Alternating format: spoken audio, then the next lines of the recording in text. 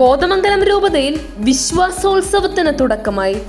അവധിക്കാല വിശ്വാസ പരിശീലന പരിപാടിയായ വിശ്വാസോത്സവം കോതമംഗലം രൂപതയിൽ ആരംഭിച്ചു. എലോഹിം എന്ന പേരിൽ മാർച്ച് 31 മുതൽ ഏപ്രിൽ 3 വരെയാണ് വിശ്വാസോത്സവം ക്രമീകരിച്ചിരിക്കുന്നത്. രൂപതയിലെ എല്ലാ ഇടവകകളിലും വിശ്വാസ പരിശീലകരും കുട്ടികളും ഒരുമിച്ച് സജീവമായി വിശ്വാസോത്സവത്തിൽ പങ്കുകൊള്ളുന്നു.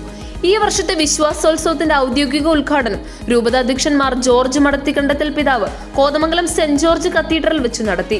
രൂപത വിശ്വാസ പരിശീലന കേന്ദ്ര director father Joseph Kallarakkal, cathedral വികാരി ഫാദർ തോമസ് ചെറുപറമ്പിൽ എന്നിവർ സന്നിഹിതരായിരുന്നു. വിശ്വാസോത്സവത്തിലൂടെ ലഭിക്കുന്ന ആത്മീയ ഊർജ്ജം വഴി തിന്മയുടെ സ്വാധീനങ്ങളെ അതിജീവിച്ച് വിശുദ്ധരായി തീരാൻ കുഞ്ഞുങ്ങൾക്ക് സാധിക്കട്ടെ എന്ന് അഭിമന്യ പിതാവ് വിശ്വാസോത്സവ ഉദ്ഘാടന സന്ദേശത്തിൽ പറഞ്ഞു.